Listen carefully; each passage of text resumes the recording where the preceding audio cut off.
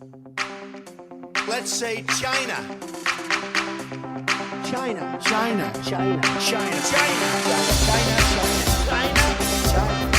There are no storm movers, and you can actually see Russia from land here in Alaska. Go over to China.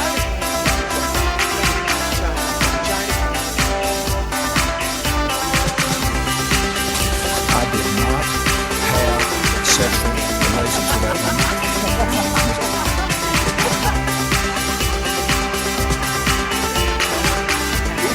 Trump statement, tweeting out insults to Angela Merkel. What's he doing? Ladies and gentlemen, please welcome your host. Yes. Hello, and welcome. I am James Andrews, and you are listening to So This Happened, the only news you need if you are still not dry.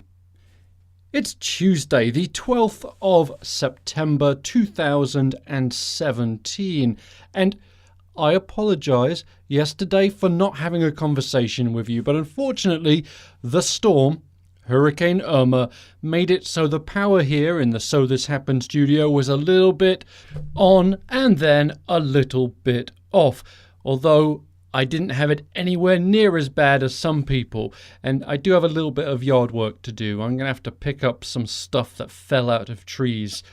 And just sitting through it yesterday, it really dawned on me how massive Hurricane Irma was. It started raining yesterday morning, and it is still raining Tuesday afternoon.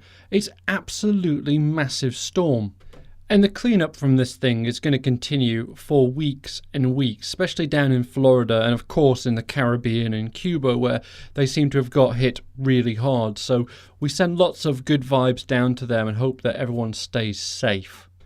And I think in some ways people in Florida got a little bit lucky this time, because it sort of looked like it was just going to ride right up Florida and just devastate the entire state. And with it moving off to the west, it sort of got the west coast of Florida, and the east coast was spared somewhat. So, you have to be thankful for these little things. And in tech news, today Apple revealed what they are calling a leap forward iPhone. I read about it and I looked at some photographs, and I'm not going to be an Apple hater right now, but I am going to say that these leap forward features that this phone has, I've been using for about 4 years now on my phone. So, well, if you like iPhones, I suppose it's pretty exciting. So there we go. And just a few hours ago, Kim Jong-un in North Korea threatened the US with, I quote, the greatest pain after the new UN sanctions have been imposed. Unfortunately, Kim, I've got news for you. Donald Trump is our president. We already have the greatest pain the nation has ever had. But thanks for thinking about us. And the North Korean leader is one of those people, I think we just need to make fun of him. I know that he has nuclear weapons and it's very serious and he's a very awful person, but at the same time, he's a clown, isn't he? He really is. And he makes all these threats against the US, and that's sort of his talking points. But the reality is, he would get destroyed. The entire country would just be crushed if they ever actually did anything. And I don't think he's mad enough to actually do anything. So we'll just make fun of him because he's ridiculous. He looks like a Bond villain in Austin Powers, because he's too stupid for a real Bond villain, so he'd be like an Austin Powers Bond villain. So an Austin Powers villain. I like Bond villain better, it sounds better. So in keeping with the new plan of making fun of the leader of North Korea, here we go. Kim Jong-un is apparently scared of barbers. That's right, that haircut that you see on him, he does himself. He is terrified of going to the barber. Now, I was, when I was 5, used to hate it. Since then, I've sort of got over that. But not Kim Jong-un. He's still terrified of going to a barber. And then another strange thing about him is, we don't know how old he is. Okay, he might be 32, he might be 33, he might be 34, he might be 35. His birth date has never been revealed, and what makes it even more difficult is that he doesn't look any of those ages, because true story, he had plastic surgery to make him resemble his grandfather. I know, it's weird, right? But don't worry, more weirdness is right around the corner. Kim Jong-un is addicted to cheese, Swiss cheese in particular. Now this stems from when he was secretly educated in Switzerland going by a name that was not Kim Jong-un. He didn't do very well in school, if you're wondering. He sort of failed all the exams, came back to Korea and became the dictator that he is. But yeah, addicted to Swiss cheese. And this one, you may not know, but he is the sexiest man alive. And that's a true story. The Onion, the American satire newspaper, ran a story a few years ago saying Kim Jong-un elected the world's sexiest man. Well, the Chinese media got a hold of this story, didn't realize it was satire, and ran it as a true news story. So then everybody in China and North Korea, where they were able to get the Chinese papers, woke up to the fact that the supreme leader was the sexiest man alive. And now I would like to put an image in your head. The sexiest man alive, Kim Jong-un, lying in a pair of tighty-whities on a bearskin rug in front of a fire, eating a block of Swiss cheese. And one last little tidbit, because this one I think is great. North Korea accused John McCain of blasphemy when he called Kim Jong-un that crazy fat kid, which apparently the great dictator did not like. He said, "I'm not crazy, I'm not fat, I'm not a kid. Fuck off, McCain." And that gives you an idea of what they're trying to portray him as to the North Korean people. A god. Blasphemy, right? A god. A crazy, fat god. And there was our making fun of... Can you turn the music? I was enjoying it. Can we turn it back up again? Yeah, it's very soothing. Thank you.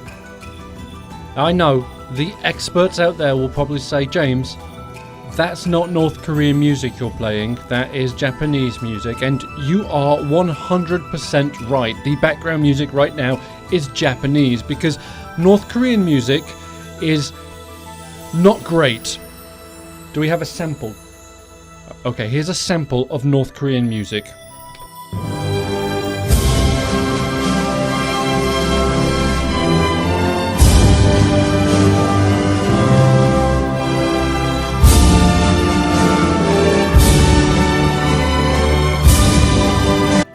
And that sounds about as Asian as I do, which is why I chose to play this rather pleasing Asian-sounding Japanese music in the background of the piece where we made fun of Kim Jong-un.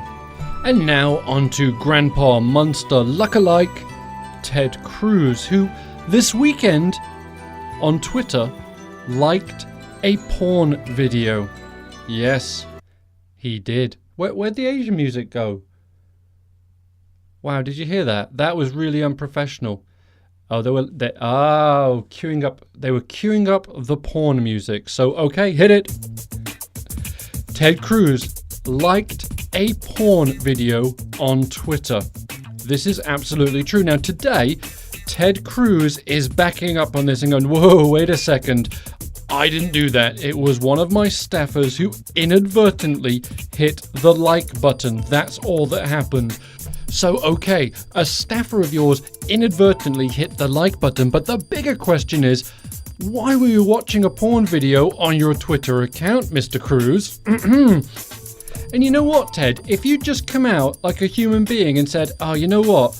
I saw the picture and it was a lady on there and she had massive tits and I really liked the way they looked, and I hit like, and then I said, oh shit, I hit like.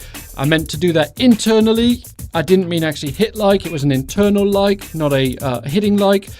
I fucked up. I unliked it immediately, even though I liked it, but I liked it in my head. You see what I'm saying? In my head I liked it. I didn't want everyone to know I liked it, but you should have seen the tits. They were spectacular. And now, going off topic completely, I'm looking at my laptop and I have two headlines next to each other and they could not be more polar opposites if they tried. The first headline, why dogs are good for you.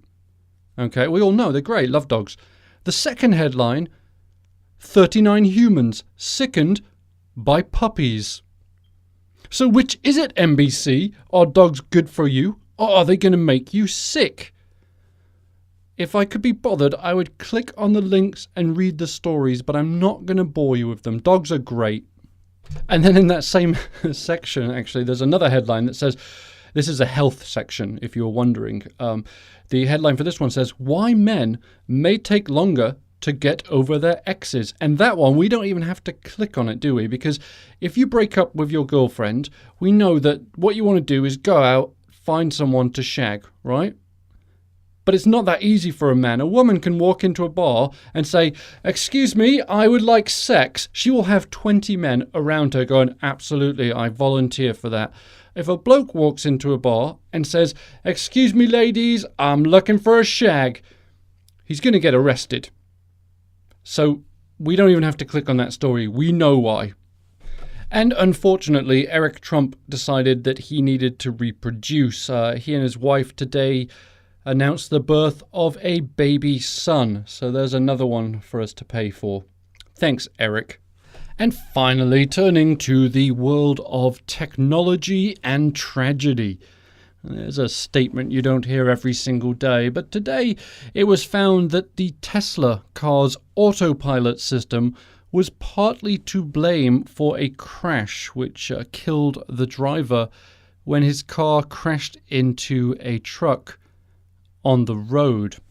Now, according to the National Transportation Safety Board, the autopilot in the Tesla was working as it should, but unfortunately, the system has limitations that perhaps the driver was unaware of.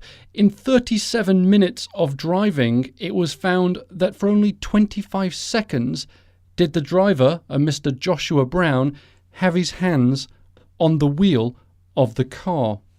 And according to the driver of the truck, who was unharmed, Mr. Brown was watching a Harry Potter film while driving down the highway. Now, condolences to Mr. Brown and his family. But, and this is where I might sound a little bit old-fashioned, if you're on the highway and you're surrounded by cars and trucks, maybe, just maybe, watching Harry Potter is not the best way to stay alive. And of course, Tesla does have to shoulder some of the blame for this, which is what the courts found. Because could you imagine, let's just say, oh, I don't know, somebody invents something that you put bullets in that you can shoot and you can kill people and anybody can just go and buy one, but there's no sort of training as to how to use it. They just say, yeah, here it is, just you pull that and it's fine, don't worry about it, watch Harry Potter and just pull the trigger, it's good. So let's just take my little analogy a little bit further. Let's say this said person buys this, I don't know, let's call it a gun, right? That sounds good, that fires projectiles.